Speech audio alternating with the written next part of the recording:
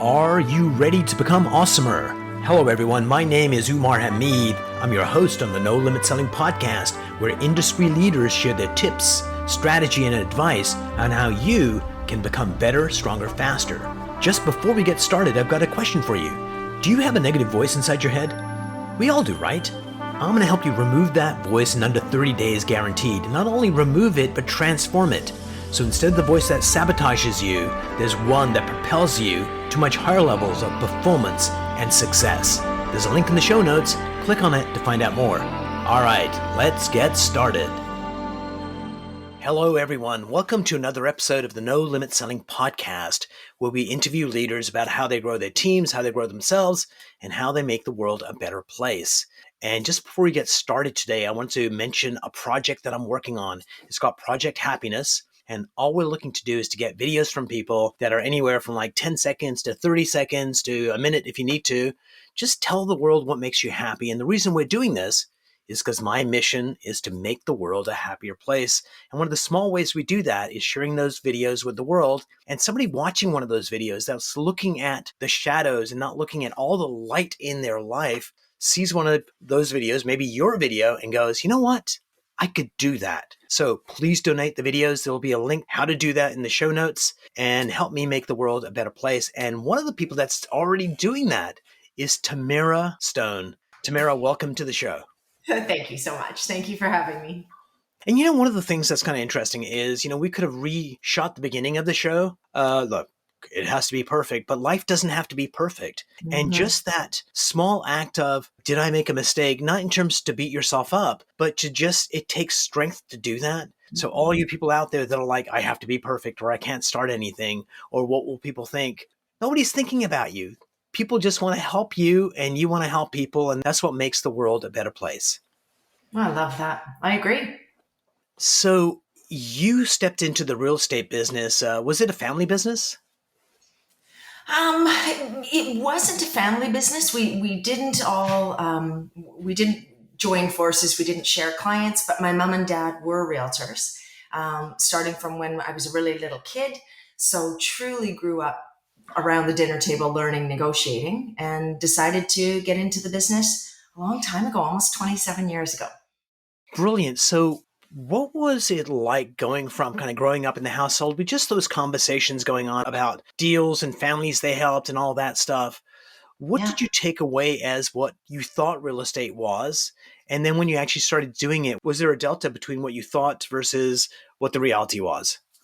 Ooh, it's a great question. And yes, there was a huge delta. I mean, and of course, real estate has evolved so much, even since I got into it, but certainly from the time our parents started in the 70s. So, I got into it because I knew I wanted to stay living in my city in Kelowna, in British Columbia, in the western part of Canada.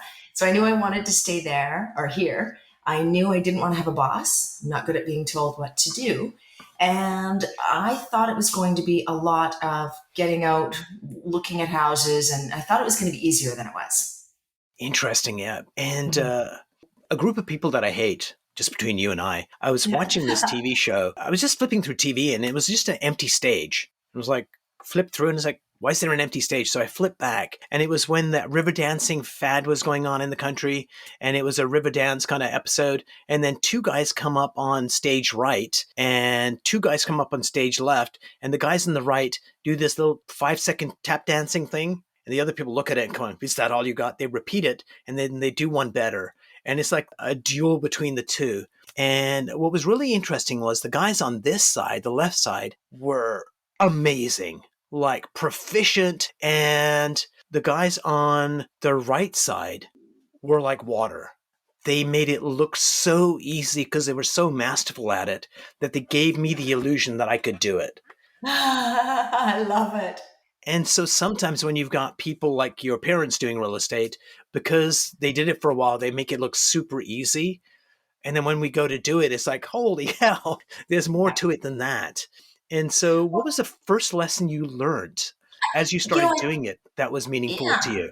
I think the key is it's sales, and what that is connecting with people. And it's really a matter of building trust and having people trust you. And, if they trust you and if they like you, as you're saying, they'll support you. They want to work with you. They feel that kinship.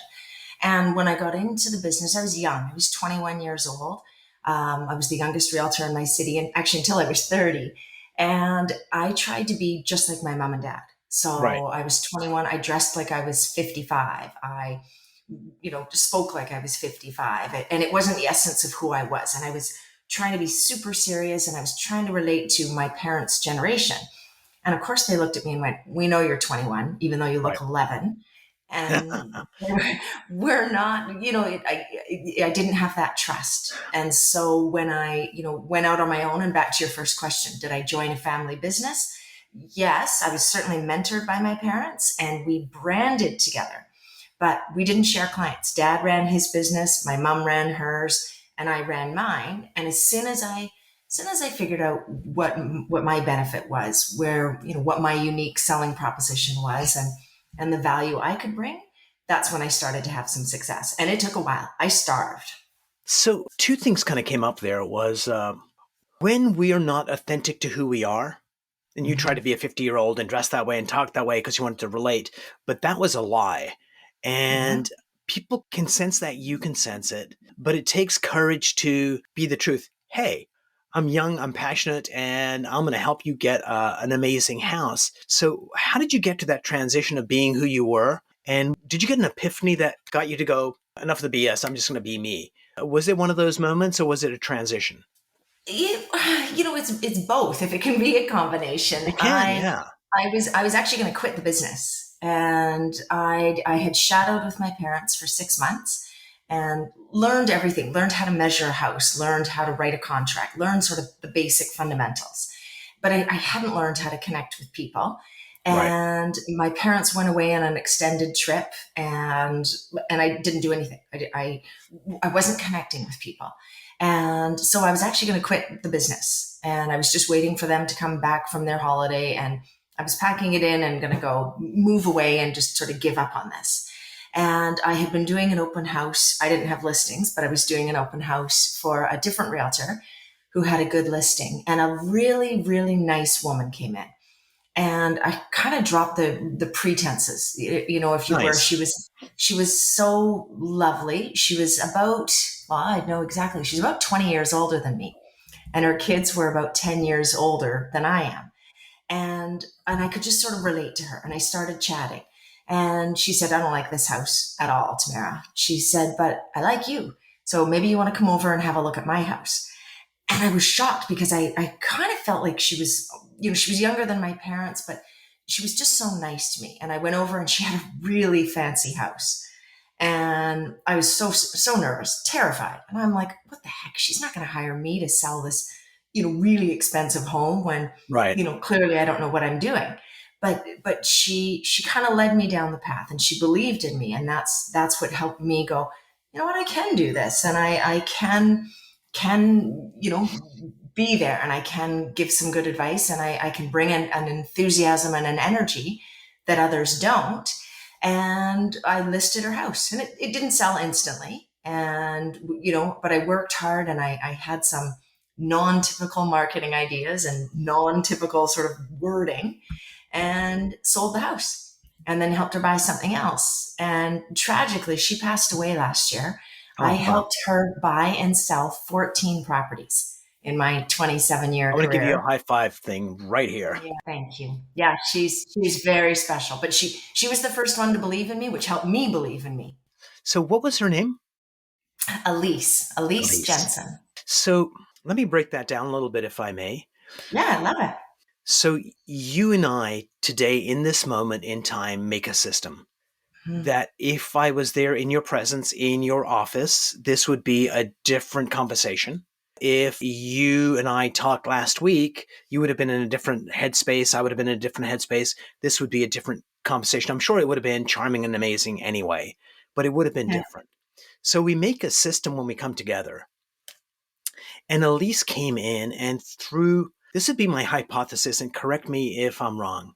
My hypothesis is because she felt very comfortable in her skin, that it allowed you to borrow her confidence in being Mhm. authentic that you didn't feel yourself, but she created that opportunity for you that you could have denied, but for whatever reason you stepped into it. And because you did that, you made a connection. Somebody just as nice could have come in. That wouldn't have happened. So on that crazy hypothesis, your thoughts on that? That she allowed this to happen and you accepted her invitation in whatever subtle way, unconscious way that happened. Yep. It is 100% that. And it was just, she was really special to me. She really, she was the first. And then because of the lessons I learned and the confidence I got dealing with Elise, then it built. And I took that same authenticity and really who I was, being a young kid, being somebody super hyper, someone who's a little quirky and not your typical realtor. And connected with her and then started to connect with others. And, last year we've got a big team now. And last year we sold 370 properties. So Wickedly that's, cool. I'm yeah. going to take our conversation down another path. So before we had this conversation, we had a quick little chat, and then I said, please send me a high-res photo and bio and social media links and all that kind of stuff. And so when I got your picture, it's the first time I'd seen you, and you are an attractive woman. That's Thank the you. question I want to go down Yeah. that path. So being an attractive woman in a business world, there's advantages of that. There's also some disadvantages. Could you Mhm. kind of give us a feel for advantages and disadvantages, if there are any, in being Wow. that person? It's such a good question. It's and yes, obviously there are advantages, and I don't put my face out there on our real estate signs or any of that. I'm cognizant to not sell that. I'm mindful to not be sleazy. We Yeah. see some of that in my industry where pick me because I have big hair or big whatever, and I wasn't going to do that. Disadvantage, to me, while certainly I recognize there are lots of advantages, I think there are a lot of disadvantages because I think people assume, you get to where you are because of your looks or Hmm. I think a lot of people will judge and less so now as I'm in my late 40s, but, more so when I was in my early 20s that, people would look and go, well, you mustn't be that smart. You can't be that bright. You won't know, you're not going to be as good as that aggressive guy down there because you're just, you're a pretty young thing. So before I dig deeper into that, give me some of the advantages of being attractive. What do you see those as? Because I think other people Yeah. might see them differently, but from your authentic self, what are those advantages?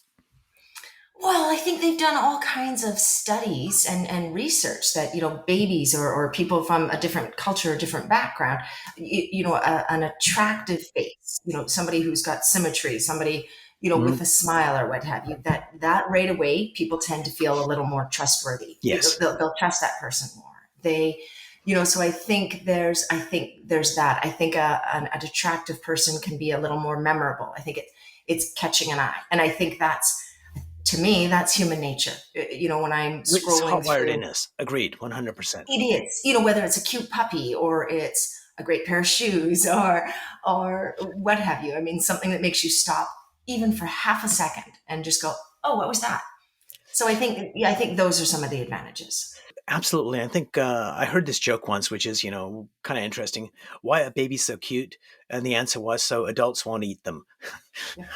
I love it. So here's the next question going down that path. Earlier, Mhm. we mentioned that you have, might have been pre interview, that you have two daughters. Yes. So as you look at them and you look at the world we live in now, and as the world is transforming, in some ways it is progressing, and in other ways that DNA that we have still kind of hot wires us into place. What's the one thing you hope they take into their hearts that would allow them to flourish in this world we live in? Oh, such a good question. To me, and I'm very, very blessed. I've got two sisters, grew up in a very happy, wonderful family, and have tried to share that with our girls. And to me, the number one thing is confidence, Yes. and just the belief in who you are, and I really see it in our girls. Our eldest is 20. She's just finished second year university. Nice. She doesn't fit into a box. I'm an absolute extrovert. She's a total introvert. And I'd look and go, well, get yourself out there, and I want you to make sure you have friends and go to these events or what have you. And she's like, Mom, that's not me. I'm not doing it. And she's really confident in her own skin, and far more Beautiful. than I was at 20.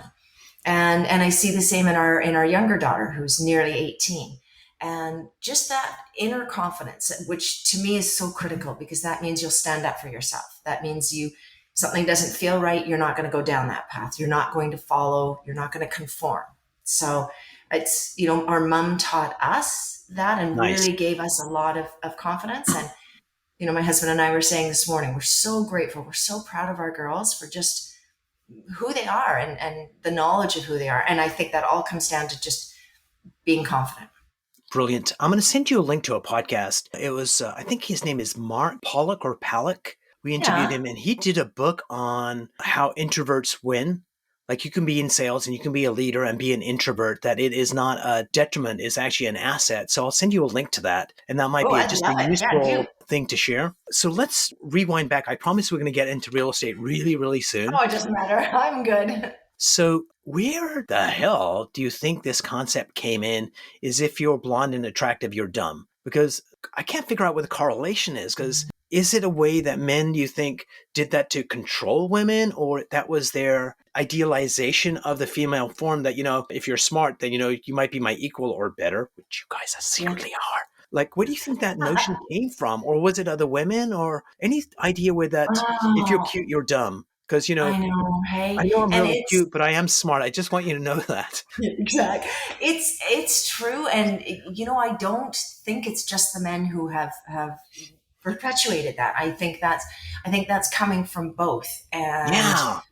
it's both, and I even think of myself going through high school, and I was really geeky and awkward, and even my school teachers in grade 7, I had two teachers, and the nickname I had was Ricketts, because I got really tall all of a sudden, and then I had these skinny little arms, big Yeah. elbows, skinny little legs, big knees, and everybody called me Ricketts, which is a real disease and a terrible disease. Oh, And yeah.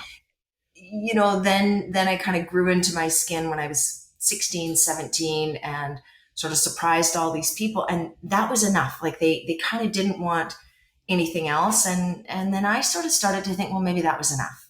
And, so back to why in the Archie comics, why was Veronica the smart one with her jet black hair and she was Yep. foxy and creative?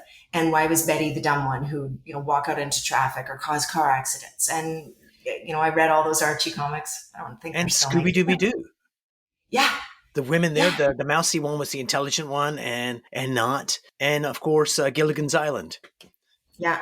But, sadly, and I've been aware of it for myself and certainly raising daughters that, we live in a society still, I think it's worse for them, where, everything is so fake and so artificial and everything is photoshopped. And, they're snapping hundreds of photos of themselves. Snapchat, they've got Oh, streaks yeah. going, and it's all how you look. And it's not enough of how you think and how you make people feel and what you do. So we're And the doing other it to thing, ourselves. Men and women are doing it.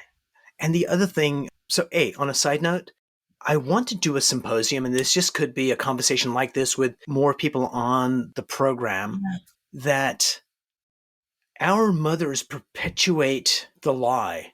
Like, they want the best for their daughters, and Yep. fathers want the best for their daughters. But the system we live in, we were talking about systems, Hmm. pigeonholes everybody into this. And even though at one level they're saying, hey, you could be anything you want, at another level, in a subtle level, they're making us conform to this old way.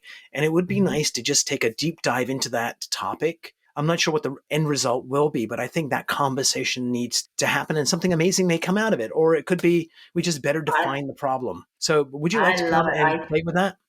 Yeah, I think that's brilliant. And I agree wholeheartedly. And yes, we need more of these conversations to help people, you know, Realize that we're part of it, because a lot of times we don't even realize. So I'm going to take one more kind of walk down here, then we're going to go real estate. So the other thing to add, you were saying, it's tougher for everyone, kids, boys, girls, in this age with Snapchat and all the Instagram-ish stuff. But adding to that is the availability of pornography that Mm. hypersexualizes adolescence. that has a profound negative impact on society as a whole, but that for a later day. Yeah. But let's switch over to real estate. So it's the Stone sisters. Yes. So you have a team, but let's talk about your sister when she came into. Are you guys partners, or is it your company and she's just Oh, a no, disciple? full partners, 50-50 partners. We split everything down the middle and have since she joined me. What was that like? Because there's certainly strengths that come in, but when you have Yeah. family involved, it adds another dimension that actually could be one that accentuates the partnership. And it also could be times where that sistery stuff gets in the way. So talk to Yeah. me about that. There isn't a single day that goes by that I am not extremely grateful, beyond grateful that Shannon joined up with me. And I'd been hounding her for years. So I sold for 10 years prior to her getting into the business. And, I'd been bugging her for ages while she went and got her degree and was working in marketing. And finally, I'd given up on asking. And she phoned one day. She was living in another city, and she said, "Tamara, what do you think if I come into real estate and work with you?" And it was the best news ever. I had a 2 week Nice. old and a 2 year old baby. I was trying to do everything myself. It was awful. And I was getting underwater with just how busy it was. And we told our mom and dad and we told a few people, and everyone was really nervous. And they just said, "Okay, well, how's this going to work?" And we're an extremely tight family. We have Nice. another sister as well, and nobody wanted our business to get in the way of our close knit Family. family. And so we had many family discussions and said, "Okay, well, when we have disputes, we'll have a mediator. Dad will be the mediator. Maybe we go to a third party, but we sort of plan for this." And yeah, and just said, "Okay, when it's tough, family will stay family, and we'll deal with the business." Ah, And I we love didn't, it. yeah, and we didn't jump right into, "Okay, we're going to split everything down the middle forevermore." We said, "Okay, well, I've been doing this 10 years. Here's what I do." And Shannon came in. Mom and dad trained me. I was saying earlier, I was in their back pocket for 6 months. And so I did that with Shannon. And she was essentially in my back pocket for 6 months. And then we said, "Okay, well, we'll revisit." And we wondered if perhaps I would run my business. She would deal with her own business. We could brand together, Mhm. but sort of run separate businesses. She brought so much value. I mean, I think it was week one where I just went, "Holy cow." I mean, she came in and she said, "Okay, you're doing a really good job. I love how we do this and this and this." She's like, "But have you ever thought about doing that? Or what about this?" And pushing me out of my comfort zone to go, "Well, realtors don't do that." And she's like, Right. "Yeah, realtors don't do that yet." And there's been no looking back. And I can say this with all sincerity. She joined me 17 years ago, and we have not had one dispute, one fight, one argument. We've never needed to have the mediator. She'll get annoyed with me. Like we joke about it, that I'm the gas and she's the brakes. Yep. So I'm like, I'm the super type A, the push for new ideas, push for change. I want things fast. I'm go, go, go. And Shannon's sort of the one behind going, steering the ship. And she's actually the one in control. She just, very Doesn't cleverly know it. lets me take time. Yeah. And she's, I can tell when I've annoyed her. And I mean, we're really, really close. So I can even tell before she sends me a text message, or if we're not even physically together. But if we're together, she has a way she can just kind of raise one of her eyebrows about a millimeter. And I know I've done something or said something offensive, and I stop that behavior. So Nice. I wouldn't be doing this if I still wouldn't be selling if I didn't have my sister. And she's absolutely my best friend. I trust her completely. And she brings out the best in me. So I'm really lucky. And by any chance, is that a picture of your sister behind you? That's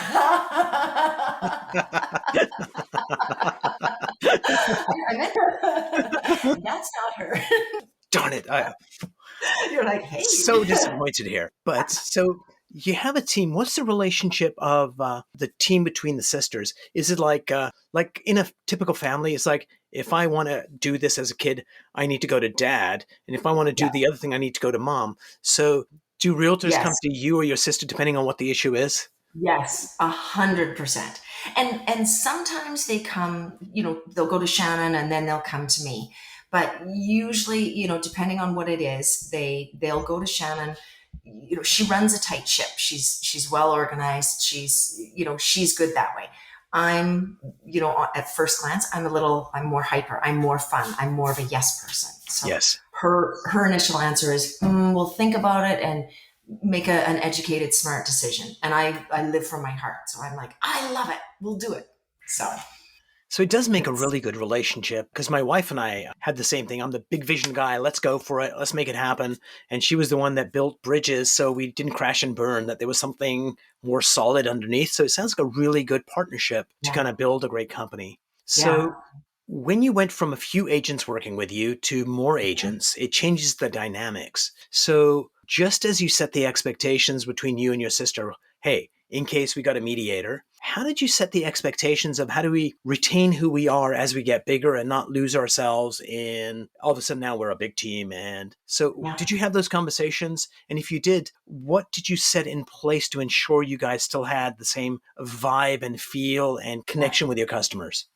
It's a great question, and it's not easy. It's the bigger we grow, we're very careful. We're really selective about who we bring on as an agent. We want to make sure that our real estate company is a family. We care. One of our agents had a baby, or his wife had a baby, day before yesterday, and everybody's so excited, and we're trying to convince them to call the baby Stone. Oh, I I don't love think it. they're ready for Or how about a it. stone baby? Yeah. Oh, yeah. Maybe not. But it's keeping that culture, keeping that enthusiasm. Our company is called Stone Sisters, and yet we have three real male realtors, and people they'll arrive at the house, and people are like, "Well, you're not one of the sisters." And it was hard to grow and to have their perspective and bring on some male agents who are the Nice. right fit and who share they're not the exact same as us, but they share our values, they share the ethics, they operate under the same principles. And we spend a ton of time training, and we have an operation, a procedures manual. And it's everything from here's what your voicemail says to here are all the steps. Here's how you treat people. And if, we haven't always gotten it right, I even remembered another agent we had yesterday who worked for us for a very brief period of time. And we went, oh no, that's not how we operate, and encourage them to move on. So it's not being afraid to go, okay, we thought you were going to be the right fit, but for whatever reason you're not. And they can move along and help them move along, and then keep the right people Brilliant. and reward them and make them feel valued so they stay. So one of the things that if you're not doing, one of the things to keep the company, the team together in a strong way is very much the stories that we capture, because stories keep the tribe together. And when you have one of your values that one of your team members actually exemplifies, is sharing that story in the weekly meeting. I just want to point out that John this week did XYZ. So I'll give you an example. Yeah. It was a restaurant where this woman and her grandmother come to have lunch every Wednesday afternoon, and it's their thing.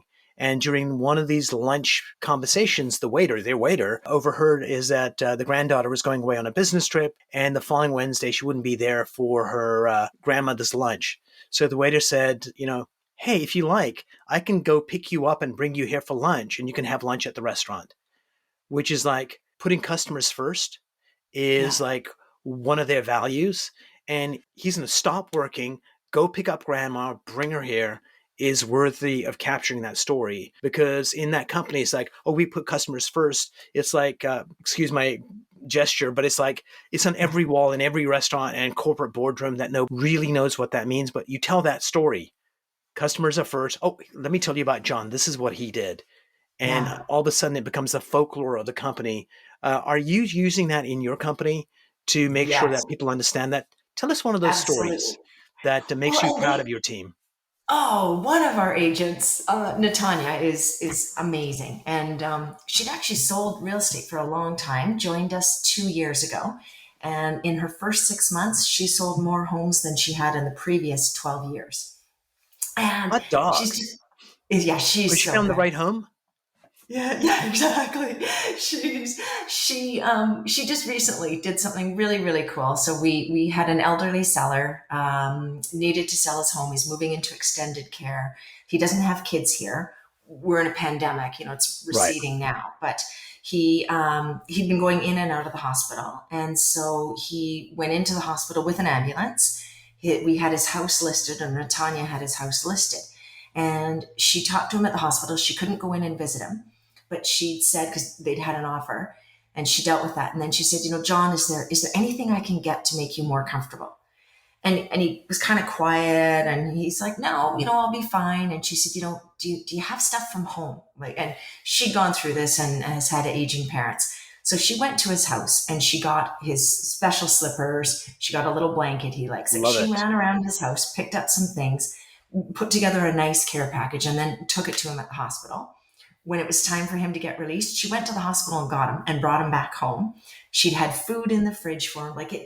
It's so far out of the realm of what a real estate agent does. That's love. And it's love. And she loves him, and he loves her, this sweet, he's 86 years old, and she got him boxes. She went there and helped him pack some stuff up. He became her dad. Right. Ah, love it.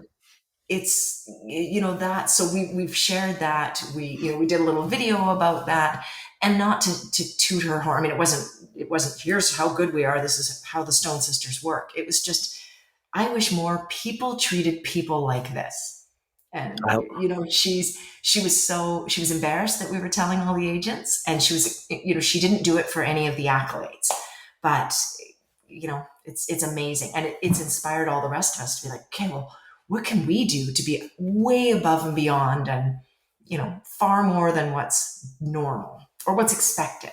Give her a hand from me for doing something I will. magical and wonderful. So 2 things before we part company. Number 1, what makes you happy? I know, because I'm going to send you my video. Well, I'm in a funny stage of life because my kids make me happy, fill me with joy. I'm so grateful to have them. But my eldest is at university. My youngest is about to go join her sister at the same university on the other side of Canada, far away. So we don't have any pets. My husband's got a very busy business. So what makes me happy are my new children, houseplants and birds. So good. I feed birds nonstop. I have binoculars. I have a bird book. I love it's it. a bit weird. But yeah, that's what makes me happy, is being out in the garden, watching all my little baby plants grow up, and watching the birds. It's quite cliche, and I am right down that path. I love it. Brilliant. What's one mind hack you'd like to share with our listeners and viewers? A simple technique you use to be better, stronger, faster, more loving, more caring, sexier, better parent. Yeah. What's the one thing you'd want to share? Oh my gosh. More loving, I guess, is the one that speaks to me. And and again, I don't want to sound too corny or too cliched, but I honestly set out, I do it when I'm driving into the office in the morning, and I'm like, okay, who can I make feel good today? And it's just, I'm driving down the road and I'm like, who can I make smile? And that might be, saying, being extra nice to a lady at the grocery store. It's phoning an elderly client that I've got just to check in and see how they are. It's driving past someone's house saying, holy smokes, it looks so good. You guys have transformed it. Hope you're well. It's one little thing. And to me, I do it because I know it's making somebody else feel good. And really, it makes me feel better than I think anybody else, because it just gives me a little bubble of happiness. I've shared this quote with other people on the show, but I don't care. It's my favorite freaking quote. Are you ready to hear it? Okay, I'm ready. I'm writing it. The love I give you is secondhand because I got to feel it first. Who said that? Just makes me smile. I'm not sure who said it. They were brilliant. Wow. I love Tamara, that. Writing it down. Tamara, thank you so much for being on the show. This was a delightful conversation and made me happy. Good. It made me happy too. Thank you so much. That was fun, and you've given me a new spark. I'm pretty happy and excitable anyway, but I have an extra skip in my step today. Brilliant.